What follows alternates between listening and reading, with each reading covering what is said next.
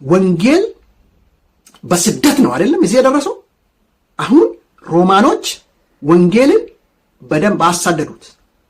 ወንጌል በቤቱ ውስጥ የተገኘ ሰው መጽሐፍ ቅዱስ በቤቱ የተገኘ ውስጥ ይቃጠል ብሎ ሁሉ ፍርድ ሰጥቶ ነበር አይደለም። ክርስቲያኒቲ መጥቶ ሮማኖቹን ወሰዳቸው፣ ዋጣቸው፣ ሙሉ በሙሉ ተዋጡ ማለት ነው።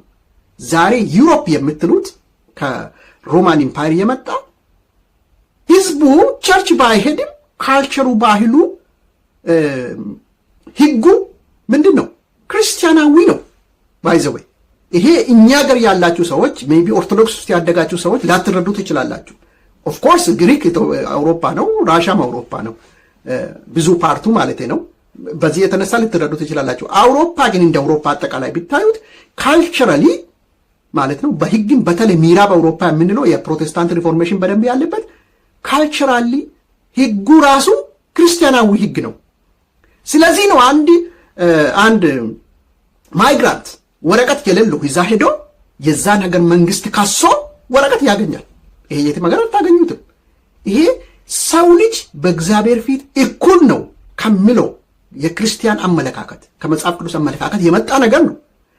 ምንድነው? ሮማኖች ወንጌልን አሳደዱት፣ ወንጌል ዋጣቸው።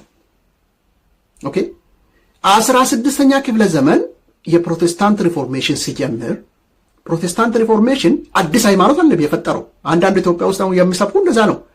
የፕሮቴስታንት ሙቭመንት አዲስ ሃይማኖት አይደለም፣ ፈጠራ አይደለም። ምንድነው ያመጣው? ሬስቶሬሽን ነው። ወደ ትክክለኛ መጽሐፍ ቅዱስ ሬስቶር የማድረግ ነው። ሪፎርሜሽን ነው ያመጣው። ክርስቲያኒቲ ውስጥ የነበረው የተሳሳቱ አስተምሮች፣ የተሳሳቱ የግለሰቦች ችግር፣ የፖፕ ችግሮችን ምን አደረገው? ወደ እውነተኛ መጽሐፍ ቅዱሳዊ ነገር አመጣ።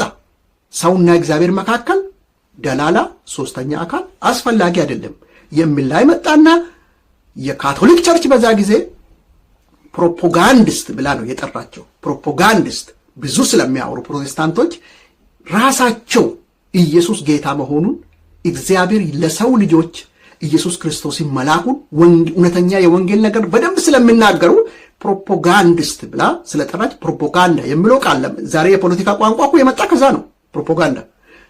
አሁን እነዚህ ደግሞ የተሰደዱ ከአውሮፓ ብዙ የተሰደዱ በካቶሊክ ኤዶ አሜሪካን መሰረቷት። አሜሪካን ኤዶ መሰረቱት። ባይ ዘ ዌይ ኢንግላንድ የምትሉት ዛሬ የክርስቲያን ኢምፓየር ለብዙ ዓመታት የነበረችው ኢንግላንድ ዛሬም ናት። መጽሐፍ ቅዱስን ያን ንጉስ የነበረው 11ኛ ክፍለ ዘመን ከመተርጉሙ በፊት መጽሐፍ ቅዱስ ይዞ የተገኘ ሰው ይገደል ብላ አውጥታ ነበር ራሷ። ከዛ ወንጌል ምንድነው ዋጣቸው። አሜሪካ ደግሞ በፕሮቴስታንት ሪፎርሜሽን የተሰደዱ ህዝቦች ሄዶ የመሰረቷት ጠንካራ ሀገር ሆና ወጣች። ወንጌል ነው አሜሪካ መሰረቷ። ሌሎች እንደሚነግሯችሁ ምስጢራዊ ማህበራት፣ እንደዚህ ማህበራት፣ እነዚህ አይነት ኮንስፓይረሲ ኢትዮጵያኖች በተለይ ለኮንስፓይረሲ በጣም የተጋለጡ ናቸው። ለምን? ኢትዮጵያ ውስጥ የመጣ ክርስቲያኒቲ ራሱ ከኮንስፓይረሲ ያልጸዳ ስለሆነ ኮንስፓይረሲ ጋር ሪሌሽን ስላለው። ምክንያቱም ኢትዮጵያ ውስጥ የመጣው ክርስቲያኒቲ ከፍተኛ የሆነ ችግር አለበት። መጽሐፍ ቅዱስ ቤት ሳይሆን የሰዎች ኮንስፓይረሲ፣ የግሪክ ማቶሎጂ፣ የኢጂፕሽያን የአንሸንት ኢጂፕሽያን አመለካከቶች ብዙ ተጨምሮበት ህዝቡን ለኮንስፓይረሲ አጋለጠው። መጽሐፍ ቅዱስ ምን ይላል፣ መጽሐፍ ቅዱስ ፕሮፌሲ ምን ይላል የሚለውን ትቶ ሰዎች ላይ መሰረት ያደረገ ውሸት ላይ መሰረት ያደረገ ስለሆነ ኮንስፓይረሲ ተጋላጭ ናቸው። አሜሪካ ማለት በመጽሐፍ ቅዱስ የተመሰረተ ትክክለኛ ሀገር 1950ዎች ከሁለተኛ ዓለም ጦርነት በኋላ ማለት ነው አውሮፓ ውስጥ አንድ ሙቭመንት ተጀመረ፣ አሜሪካንም ጨምሮ። ምንድነው ሙቭመንቱ? እግዚአብሔር የለም፣ እግዚአብሔር ቢኖር ይህ ሁሉ ጦርነትና ውድመት አይደርስም ነበር የሚል የሴጣኒክ ሙቭመንት፣ ኤቲዝም ሙቭመንት፣ ዛሬ ኤቲዝም ሪዛልት ያደረገው ሙቭመንት ተጀመረ። ያ ኤቲዝምና ፔጋኒዝም አንድ ላይ መጡ። እግዚአብሔር የለም የሚለው በብዙ ናሬቲቭ፣ በብዙ ሚዲያ፣ በብዙ ፕሪንቲንግ ሚዲያዎች ሲለቀቁ ብዙ ጄኔሬሽንን ኮንፊውስ አደረጉ። ከዛ በኋላ እንደምታውቁት ይሄን ሶቪየት ህብረት ብዙ ሀገራት እኛ ነገርም ጨምሮ ኮሚኒዝም መጣና ይሄ ኮሚዩኒዝም ምንድነው ያደረገው? ፈጣሪ የሚባል የለም ስቶፐርግ ነው ያለው። ቸርቾችን ሲያሳድን ነበር። ራሻ ውስጥ ኦርቶዶክስን ሲያሳድን ነበር። ብዙ አውሮፓ ሀገራት ቸርቾች ሲሰደዱ ነበር። ምዕራብ አውሮፓን በደንብ አልመጣም። ምክንያቱም እነሱ ቀድሞ ፕሮቴስታንት ሪፎርሜሽን ውስጥ ስለነበሩ ማለት ነው። ስለዚህ ምንድነው የሆነው?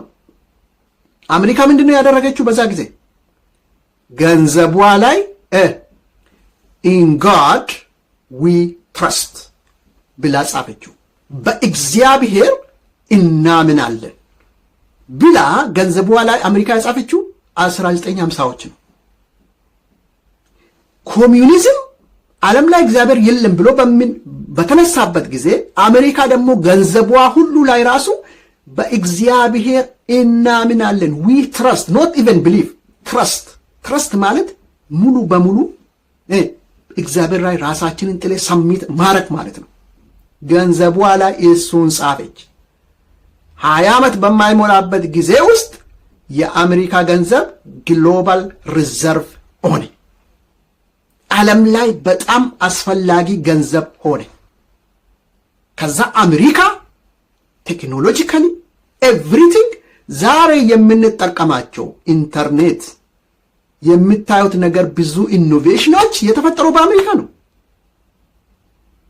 ሳይንሱ አጀማመር ደግሞ በክርስቲያን ብሪቴን ነው ያኔ እንደምታውቁት። ነገር ግን ዛሬ ውጤቱ ቴክኖሎጂ በብዛት የተፈጠረው አሜሪካ ውስጥ ነው። አሜሪካኖች ከዛ 1991 ኮሚኒዝም ወደቀ። ከየት? ከሶቪየት ዩኒየን ቤዝ ካደረገው ቦታ። ከዛ ሲወድቅ ኢትዮጵያ ውስጥም ወደቀ። ኦኬ ሶቪየት ዩኒየን ፈራረሰች። ወደ 15 ሀገራት ፈራረሰች። ሌሎች ኮሚኒስት አካባቢ ዛም ያሉ ፈራረሱ። ብዙዎቹ ተዳከሙ። ከዛ በኋላ ቻይኖች ደግሞ ለኢንዱስትሪ ክፍት አደረጉ። ለምዕራባውያን ኢንዱስትሪ ክፍት ሆኑ። ኦኬ ብዙ ትልቅ ገበያ ስለሆነ ምዕራባውያን ኢንዱስትሪዎች ሄዶ ዛ ስራ መስራት ጀመሩ። ኮሚኒዝም ተዳከመ። ኮሚኒዝም ሲዳከም አሜሪካኖች በኦይል የአብርሃም ልጆች ናቸው ብሎ አረቦችን ዛሬ ገልፍ ኔሽን የምንለውን ከ1959 ከ60ዎቹ ጀምሮ አገዟቸው። ሀገር ሆኖ እንዲመሰረቱ ደግሞ ብሪቴን አገዘቻቸው። ከዛ በኋላ ሀገር በዛ ቀጠለ ሲስተሙ ማለት ነው። ዛሬ ኢስላሚዝም ሌላ ሆኖ መጣ። አሁን አሜሪካኖች ሺፕ ኔሽን ናቸው። ወደንም ጠላንም ሲስተሙ አሜሪካ መንግስት አሜሪካ ከጽያት የጸዳ ነው። እንደዚህ የተመለካከት የለኝም። በጣም ክፉ ነገሮቹ የሚመሰረቱ ይዛ ነው። ይሄ ማለት ምንድነው የሚያሳያቸው? እውነት ባለበት ውሸትም ይኖራል። ባይዘዌ እውነት ባለበት ውሸት አይኖርም ብላችሁ የምታስቡ ሰዎች ካላችሁ ተሳሳታላችሁ። ውሸትማ የሚኖረው እውነት ባለበት ነው። ምክንያቱም እውነቱን የተቀበሉ ሰዎች ወደ ራሱ ለማምጣት ለመሸወድ ማለት ነው። ባይዘዌ መጽሐፍ ቅዱስ ላይ አንድ ነገር አለ። መጽሐፈ ኢዮብ ስታነቡ አንድ ቀን የእግዚአብሔር መልእክተኞች በእግዚአብሔር ፊት ተሰበሰቡ ይላል። ሰይጣንም ከነሱ ጋር መጥቶ ተሰበሰበ። ከነሱ መሃል ተገኘ። ከዛ እግዚአብሔር አንተ ደግሞ ከየት መጣ አለው። እኔ ዓለም ላይ ዞሬ ሁሉም በቃ ሪፖርት ነው ያመጣውልኝ። አንተ ኢዮብ የምትለው ሰውዬ አንተ ብትመታው ያለውን ሀብት ብትወስድበት ምን ይሆናል? አንተን ይክዳል የሚል ሪፖርት ይዞ መጣ። ሰይጣን ሲባል ሲጀመር ባይዘው ሰይጣን ማለት ትርጉሙ ራሱ ከሳሽ ማለት ነው። ከሳሽ ማለት ነው። ባይዘው ይከሳል ማለት ነው። ባላደረግኩ ነገር አንተን ይከሳል። ምንድነው? የውሸት አባት ነው ማለት ነው። ይሄ የውሸት አባት በደንብ ስራ የሚሰራ የት አካባቢ ነው ብትሉ ቸርች ባለበት፣ ሰዎች እውነትን የሚቀበሉ ሰዎች ባሉበት፣ እውነተኛ ድምፅ ባለበት፣ እሱ ደግሞ ስራውን እዛ ቦታ ነው የሚሰራው። ምክንያቱም እነሱን ለመሸወድ። አንድ ወታደር ከሆንክ ወታደር የት ነው የሚበዛው? ጠላት ባለበት ቦታ ነው የሚበዛው። የነጭ ሴል ሰውነታችን ውስጥ ያለው የነጭ ሴል መቼ ነው የሚበዛው? በሽታ በሚኖርበት ጊዜ ይበዛል። ውሸትም እውነት ባለበት ጊዜ ባለበት ቦታ በብዛት ይታያል። ኢትዮጵያ ውስጥ አሁን ወንጌል እየተሰበከ ነው። ጄኔሬሽን ወንጌል እየሰማ ነው። ጥሩ ነገር ነው። ዛ ሙቭመንት ናሬቲቭ በደንብ ስላለ በጣም ደስተኞች ነን። እዛ ደግሞ ሰይጣን ደግሞ የራሱን ተላላኪዎች በፕሮፌት ስም በዛ በወንጌል ስም ይሄ በሶሻል ሚዲያ በምኑ ልኳል። እኔ ግልጹ ልንገራችሁ፣ እነዚህ ሰዎች ክፉ ናቸው ምን ናቸው አልላችሁም። ከእውቀት ማነስ እየተነሳ ነው እንደዚህ የሆኑት። ውስጣቸው እኮ አማኝ እኮ ሊሆኑ ይችላሉ። ባይዘው እዚህ ላይ አሁንም ዲሰርኒንግ ያስፈልጋል፣ አንደርስታንዲንግ። አንድ ቀን ጴጥሮስ ማለት ከኢየሱስ ክርስቶስ ደቀ መዛሙርት በጣም ጠንካራ፣ ኢየሱስን በልዩ ሁኔታ የሚወድ ነው። ለመማር ዝግጁ፣ በጣም ቅርብ የሆነ ሰው ነው። አንድ ቀን ግን የተናገረው እዚህ እንዲህ ሆኖ እዚህ ብንቆይ ብሎ የሆነ ሐሳብ ሲናገር ኢየሱስ ምንድን ነው ያለው? ዝም በል አንተ ሰይጣን ነው ያለው። እንደዛ ማለት ጴጥሮስን ሰይጣን ማለት አይደለም፣ ሐሳቡ የሰይጣን ሐሳብ ነው ማለት ነው። ያ ቦታ እሱ ያሰበው የሰይጣን ሐሳብ ነው።